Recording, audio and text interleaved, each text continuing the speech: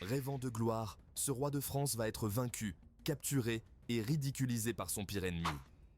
Roi depuis 1515, François Ier a l'ambition de réduire l'influence de l'empire des Habsbourg sur le reste de l'Europe. Il se retrouve ainsi en guerre contre l'empereur Charles Quint, à la fois souverain d'Autriche et roi d'Espagne. Mais en 1525, à la bataille de Pavie, l'armée française est écrasée par les troupes impériales de Charles Quint. Pour la première fois depuis longtemps, un roi de France tombe prisonnier en pleine bataille. François Ier est capturé par ses ennemis, humilié et envoyé en détention en Espagne.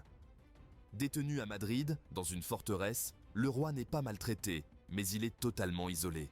Charles Quint lui impose des conditions drastiques pour sa libération.